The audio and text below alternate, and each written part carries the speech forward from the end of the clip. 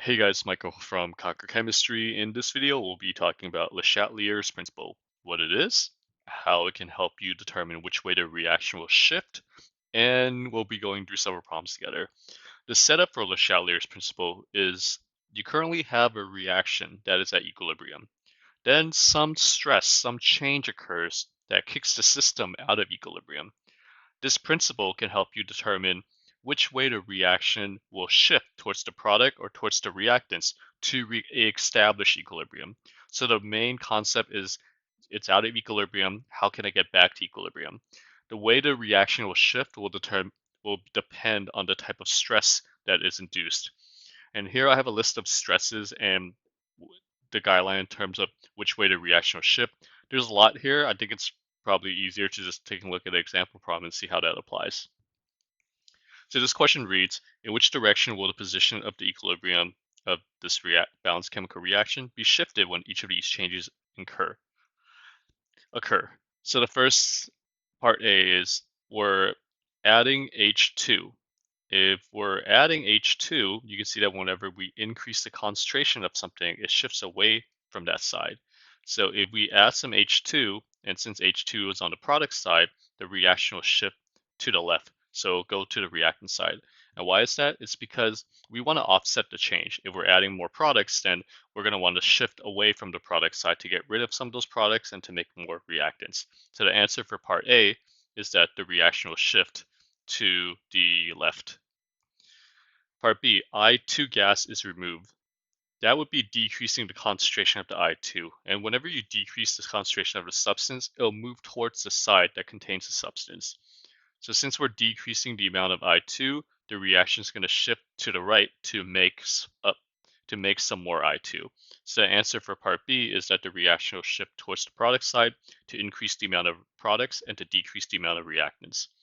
Part C, HI gas is removed. So once again, we're removing a substance, and this time we're removing the reactants, which means that the reaction will shift towards the reactants, because whenever you remove something, it'll shift to that side. So it'll be going to the left. Part D, in a rigid container, some argon gas is added. That falls under the category of adding an inert gas. Inert just means the gas is unreactive. We know that argon is a noble gas. So if we add argon, that's not going to affect the amount of HI, H2, or I2 because argon's not going to react of any of them. So since we're adding a noble gas and it's not affecting the reactant products, there's going to be no shift here. The reaction's just going to stay at equilibrium. Part E, the volume of the container is doubled. So when you double or when you increase the volume of a container, you're essentially decreasing the pressure. So what we're doing in part E is we're decreasing the total pressure of the system. And when we decrease the pressure of a system, the reaction is going to want to move towards the side with more moles of gas to re-increase the pressure. And so we have 2 moles of gas on the left because of coefficient of 2 here, and then we also have 2 moles of gas on the right because we have 1 plus 1. So since there's equal number of moles of gas on both sides, there's not going to be any shifts.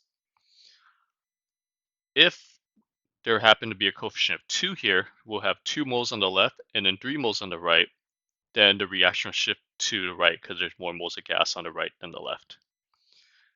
F. The temperature is decreased, and it tells us that the reaction is exothermic. It's important to know whether the reaction is endothermic or exothermic because that will determine how the reaction will shift when temperature changes. So if a reaction is exothermic, then that means heat is on the product side because heat is being released. And if the reaction is endothermic, it means that heat is being absorbed, so heat is on the reactant side. It tells us this reaction is exothermic, so we can go ahead and add heat on the product side. And it says that the temperature is decreased. You can think of decreasing the temperature as the same thing as removing heat. So since now we're removing some products, the reaction will shift to the product side because we'll try to make up some of the heat that was lost. So that means that the reaction is going to be shifting to the right in part F. So and that covers most of the changes, but there's a couple that we haven't talked about. So we did talk about increasing, decreasing concentration. We talked about how the system will respond when there's an increase in or decrease in pressure. And then we talked about how it will respond with a change in temperature. When you add a catalyst, there's not going to be any shift because a catalyst just lowers the activation energy to help you get to the equilibrium faster. But if a reaction is already at equilibrium and then you add a catalyst, nothing is going to happen because it's already at equilibrium. The last thing is that whenever you are adding or removing a solid, there's not going to be any shifts because remember the equilibrium constant does not depend on the amount of solid present. So whenever we change the amount of solid, it's not going to affect the equilibrium. And there you have it. That's how you would use the Chatelier principle to help you predict which way the reaction will shift. If you want to learn how to ace chemistry, if you want to learn what's the best way to study for this class, if you want to learn some neat tricks and tips to take into your exam and do better on them, then you should head over to my website and get this free guide, 12 Secrets to Acing Chemistry. You can head over to www.conquerchemistry.com/chemsecrets. I'm going to include a link in the description below. Check it out. I think it's really going to help you, and you're gonna like it. Until next time, keep working hard and continue the good work.